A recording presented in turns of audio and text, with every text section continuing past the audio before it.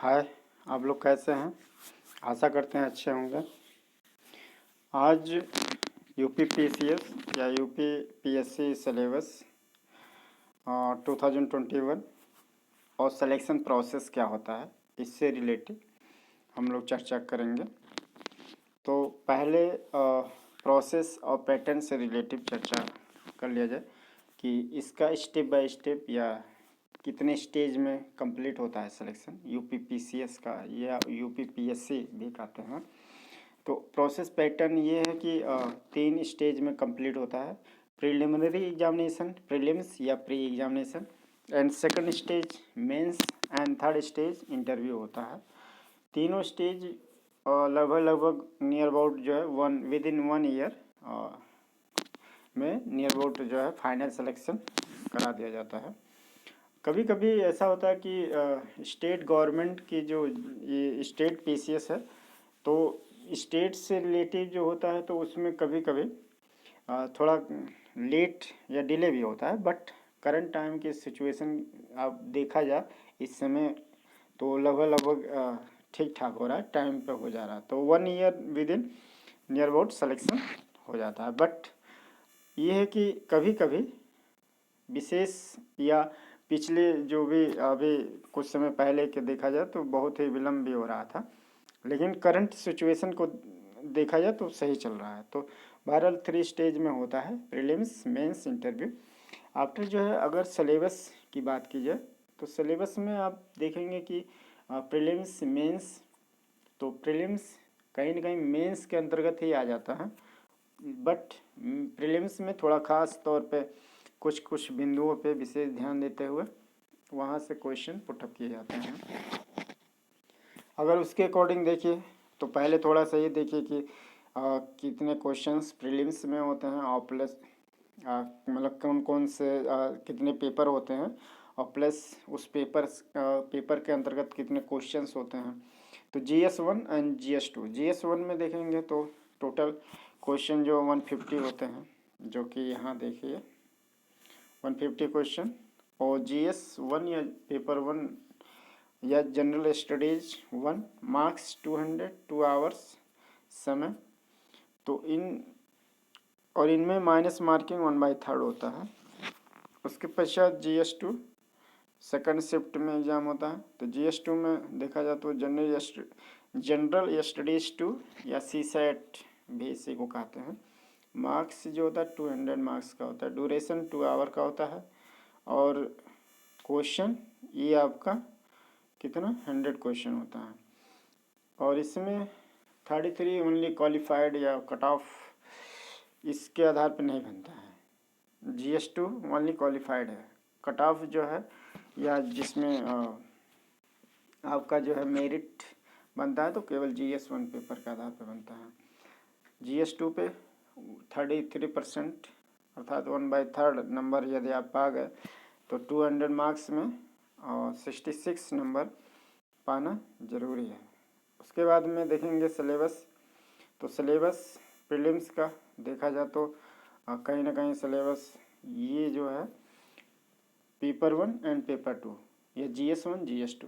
GS1 में conventional paper होता है। कन्वेंशनल पेपर के अंतर्गत जो है history, geography, polity, economy, science tech, national international events या करंट अफेयर इसी को कहा जाता है।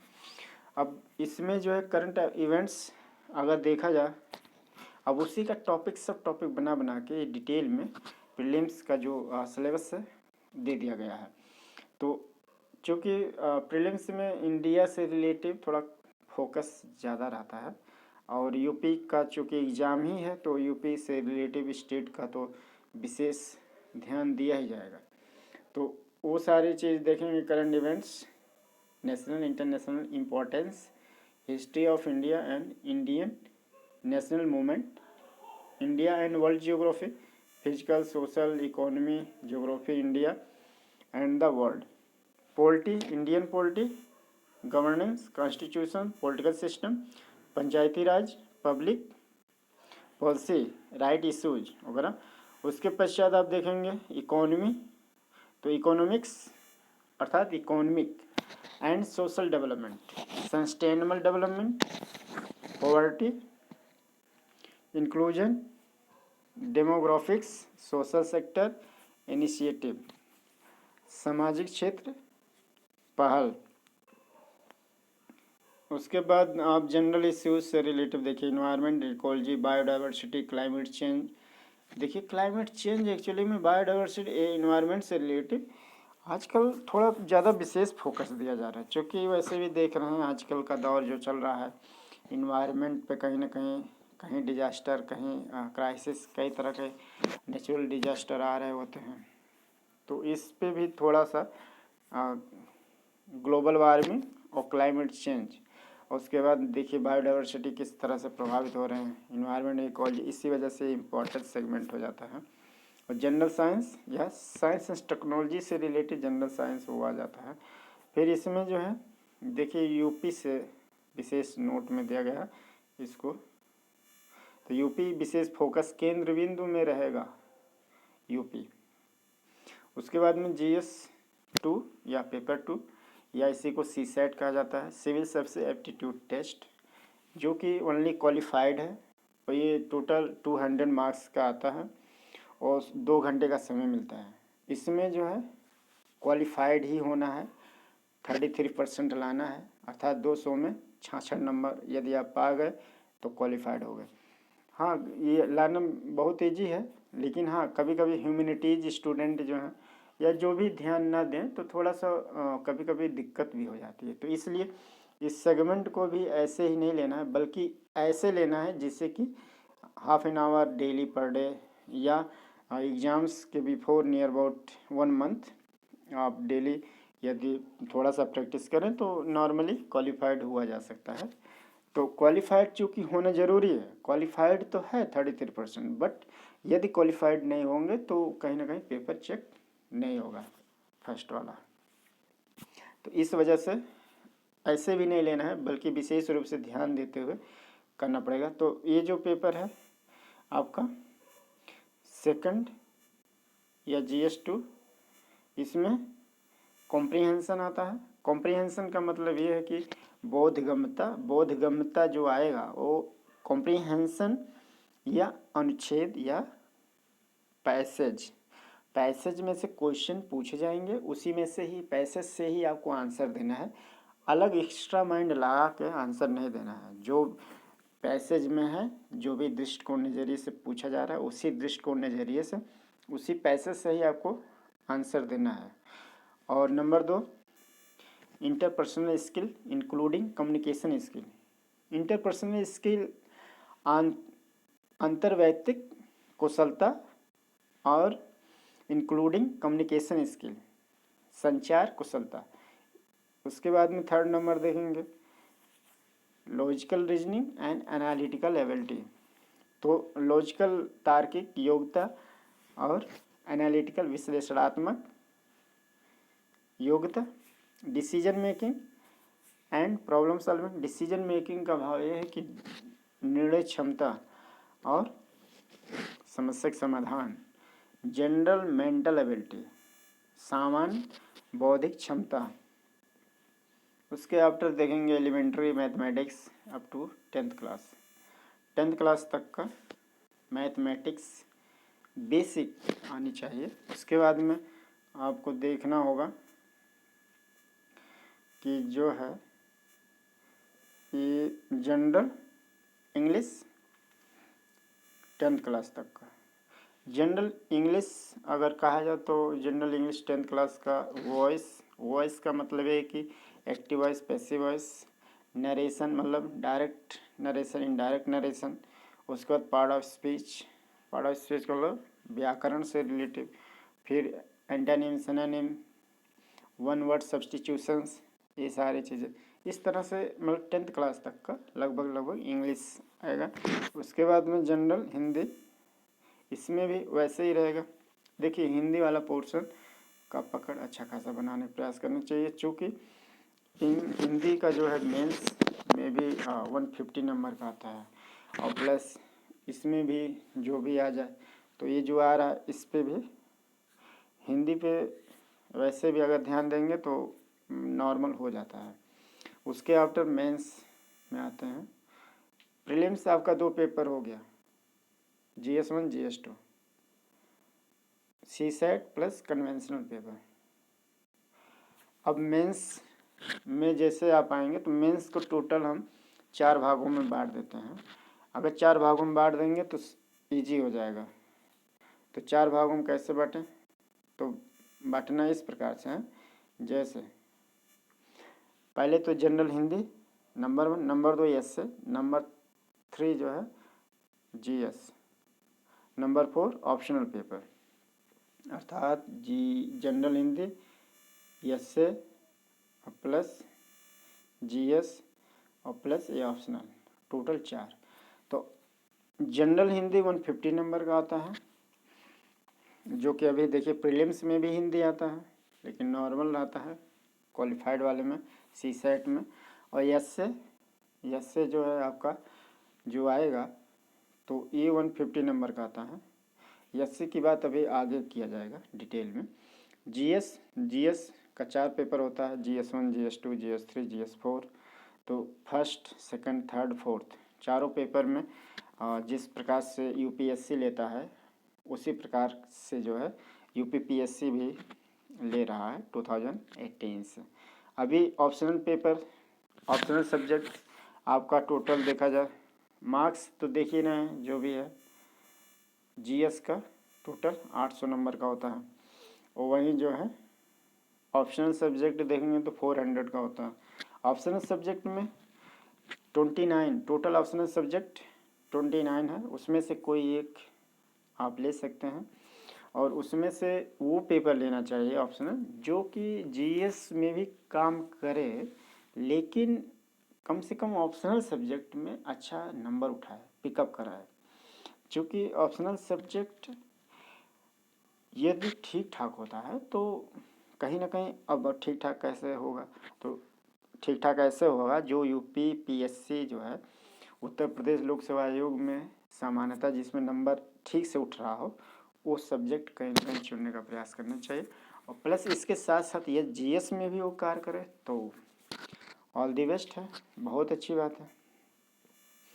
तो इस प्रकार से आपको ऑप्शनल सब्जेक्ट जो 29 है उसमें से कोई एक चुनना है, कोई एक लेना है, तो उसमें वही लेना है जो नंबर के साथ साथ इंटरेस्ट बने और प्लस GS में भी कार्य करे।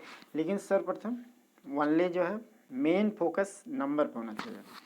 यदि नंबर ठीक से उठे तो कोई गुरेज नहीं करना चाहिए मेहनत करने से, क्योंकि मान लीजिए 2-3 महीने आप एक्स्ट्रा पढ़ लोगे, लेकिन नंबर ठीक से उठेगा तो पढ़ना कोई मतलब आपका यदि नंबर मिले तो कहीं ना कहीं पढ़ सकते हैं एक्स्ट्रा 2-3 मंथ्स, कोई दिक्कत नहीं होगा।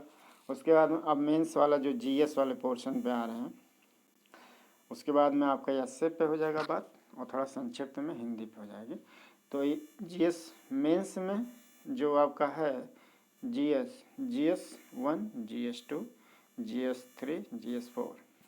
तो GS1 में हिस्ट्री, जियोग्राफी, सोसाइटी। अब हिस्ट्री में ancient history, medieval history, modern history. इसके पहले world history, Indian history, world history फिर इंडियन हिस्ट्री, इंडियन हिस्ट्री के अंतर्गत एंशिएंट, मिडिवल, मॉडर्न। इसी प्रकार से जियोग्राफी भी होगा, world geography, Indian geography. World geography में जो है फिजिकल जियोग्राफी, ह्यूमन जियोग्राफी, ऐसे ही इंडियन जियोग्राफी के अंतर्गत फिजिकल जियोग्राफी और फिर ह्यूमन जियोग्राफी। अब सारे सेगमेंट चूँकि मेंस का है तो इसलिए सारे सेगमेंट जो इम्पोर्टेंट है आगे उसका जो है टॉपिक सब टॉपिक दिया गया है डिटेल में। तो सोसाइटी समाज से संबंधित है, समाज में पहले समाज कैसा था, इस समय का समाज कैसा है, और फिर उसमें किस तरह का परिवर्तन हुआ, क्या क्या मुख्य था, प्रमुख था, इस प्रकार से। और GS2 में देखेंगे तो GS2 में polity, constitution, governance, social justice, international relations.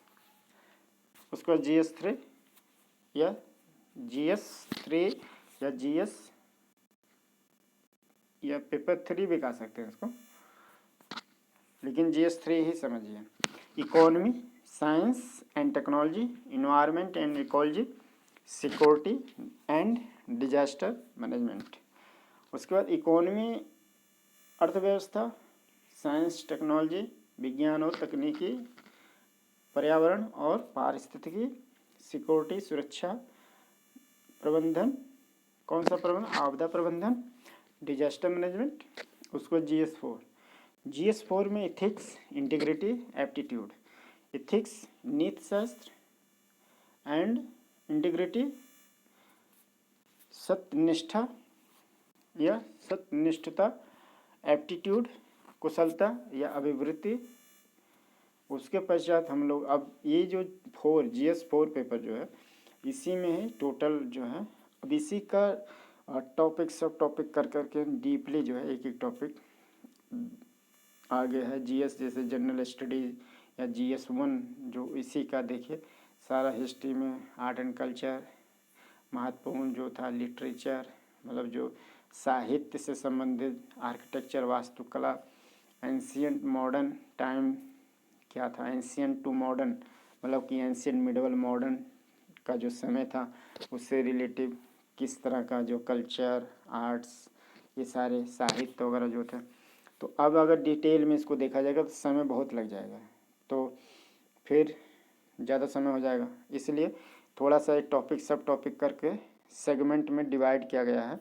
तो इसको आप लोग चाहे हार्ड कॉपी मतलब हार्ड कॉपी चाहे निकलवा लीजिए, चाहे किसी भी प्रकार से पूर्ण रूप से कहीं ना कहीं इसका जानकारी ले लेना है। किसका, सिलेबस का। सिलेबस बहुत ज़रूरी होता है और कहीं ना कहीं दिमाग में एक तरह से सेटलमेंट अगर बैठ जाएगा तो फिर आधा काम तो ऐसे ही हो जाएगा। और इसलिए भी ज़रूरी है क्योंकि अगर हम लोग सिलेबस ही नहीं जानेंगे तो आगे कैसे कार्य करेंगे, समस्या होगी, दिक्कत होगा।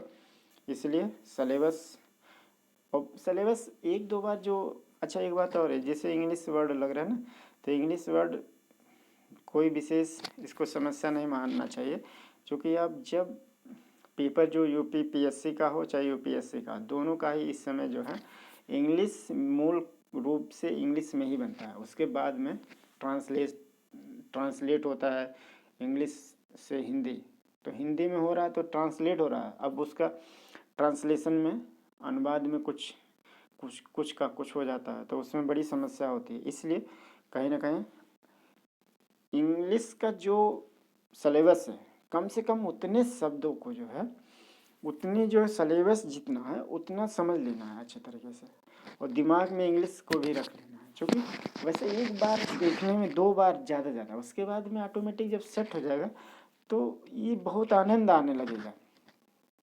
तो इसलिए भी कहीं ना कहीं इससे परेशान नहीं होना है, क्योंकि कहीं ना कहीं सिलेक्शन लेना है ना, तो इसलिए ज़रूरी भी है। और ज़रूरी का मतलब बहुत ईजी है, इंग्लिश क्या हिंदी से भी ईजी है, लेकिन थोड़ा सा एक बार दो बार समझ लेना है, दिमाग में बैठा लेंगे, उसके बाद में बहुत आनंद आने वाला है।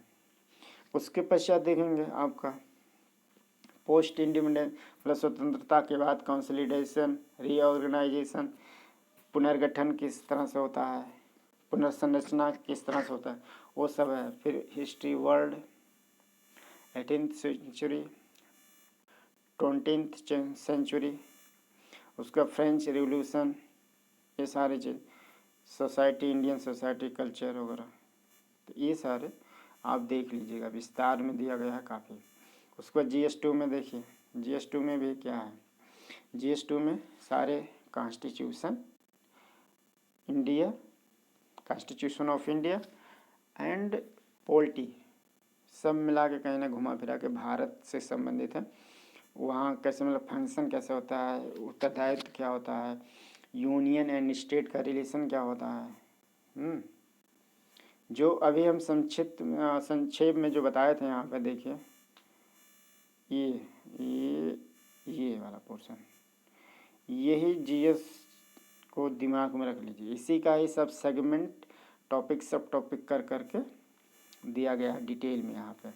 तो GS2 में देखेंगे सारे जो है function, role, commission, sender state, financial relations, power, dispute redressal, dispute जो विवाद का समाधान का व्यवस्था किस तरह का है, इंस्टीट्यूशन क्या है, alternative dispute, comparison of the Indian constitutional scheme, major democratic countries. उसके बाद में पार्लियामेंट, ये स्टेट लेजिस्लेचर स्ट्रक्चर, संरचना कैसा है, कार क्या है, कंडक्ट ऑफ बिजनेस क्या है, प्रिविलेज विशेषाधिकार किस तरह का है। तो ये सारे डिटेल में थोड़ा देख लीजिएगा। सेकंड पेपर ये है। और थर्ड पेपर में देखिए इकोनॉमी। इकोनॉमी जो होता है ना, economic planning in India, objective and achievement, role of Niti Aayog, SDG sustainable development goal, संधारणीय विकास लक्ष्य, इस तरह से पॉवर्टी, अनएम्प्लॉयमेंट, गरीबी, बेरोजगारी, सोशल सामाजिक न्याय, इंक्लूसिव ग्रोथ, समावेशी विकास। उसके बाद कंपोनेंट ऑफ ये बजट, फाइनेंशियल सिस्टम।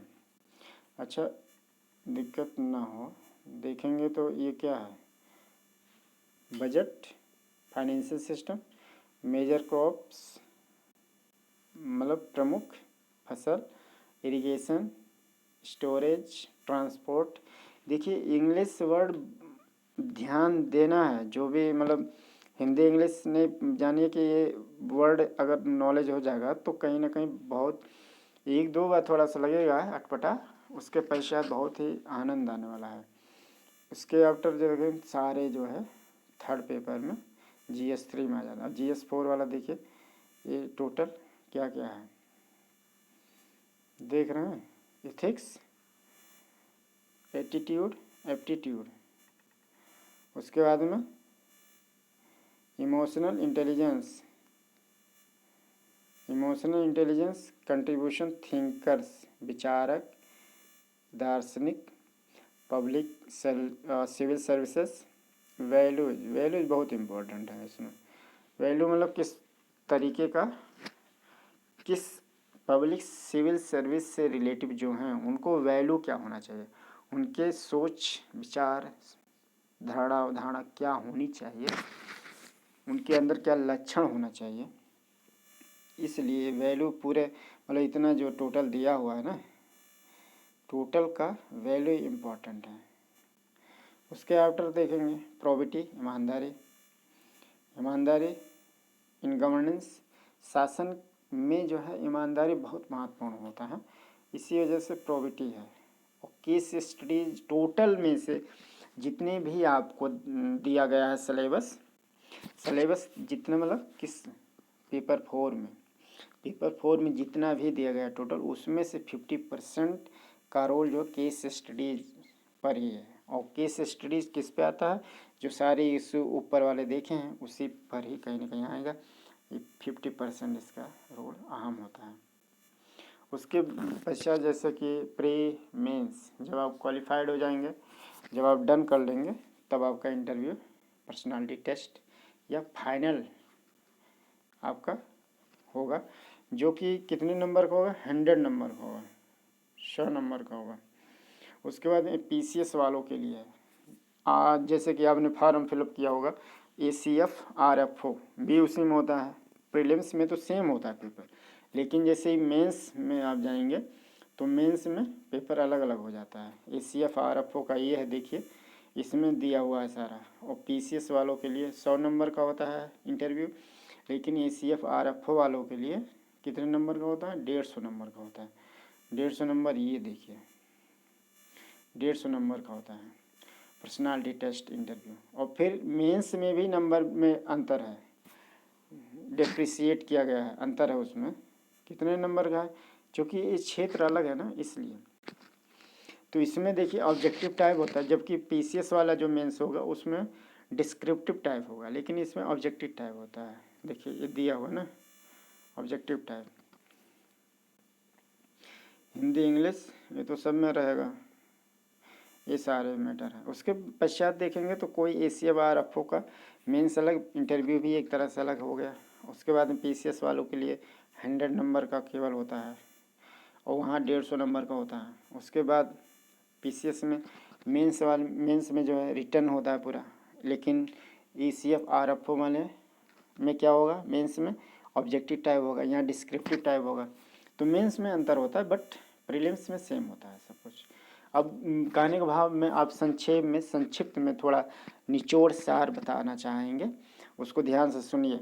प्रीलिम्स में 2 पेपर होते हैं, GS1 या पेपर 1, या जो है कन्वेंशनल पेपर आपका 150 नंबर का होता है, 2 घंटे का समय मिलता है। उसमें जो है माइनस मार्किंग होता है, निगेटिव मार्किंग होता है, और उसी के आधार पर कट ऑफ मेरिट बनता है, नंबर वगैरह सब जान रहे हैं। उसके बाद में CSET या GS2 या पेपर 2, उसमें जो है कट ऑफ का कोई मतलब नहीं है, उसमें क्वालिफाइड होना है केवल। क्वालिफाइड में 33% चाहिए, 1/3 माइनस मार्किंग तो दोनों में ही है। क्वालिफाइड होने में आपका कॉम्प्रिहेंशन, विशेष रोल, और मैथ्स, रीजनिंग, इंग्लिश, हिंदी, ये चारों सेक्शन में आपको ठीक ठाक थोड़ा सा देख लेना है, और आराम से आसानी से लोग क्वालिफाइड हो जाते हैं। उसके बाद में मेंस आ जाता है। मेंस में जैसे होंगे तो मेंस, टोटल मेंस को 4 भागों में बांट देते हैं। फर्स्ट सामान्य हिंदी, सेकंड एस्से वाली बात नहीं हुई थी, जो मैंने कहा था एस्से की बात करेंगे। तो एस्से में 3 सेक्शन में बांट देते हैं, 3 खंड में, और 3 खंडों में 3 जो है एस्से दिया जाता है। उसमें एस्से में से तीनों खंडों से एक एक एस्से करना है, और 3 एस्से एक खंड में होता है, उसमें से एक एस्से लिखना है। तो तीनों खंड से एक एक एस्से लिखना है, अर्थात 3 एस्से लिखना पड़ेगा। और जो है टोटल नंबर जो होता है 150 नंबर का होता है। तो 150 नंबर का 50-50 नंबर का एक एक एस्से लिखना पड़ता है। उसके बाद में एस्से के बाद में जैसे तो GS आ जाता है। GS को 4 भागों में बांटा जाता है। पहला GS1 या पेपर GS1 का नंबर 1, तो उसमें history, geography, society. GS2 polity, governance, social justice, international relation और सोशल जस्टिस, ये पार्ट हो जाता है GS2। GS3 में जो है आपका economy, science tech, environment and ecology, disaster management and internet security या सिक्योरिटी।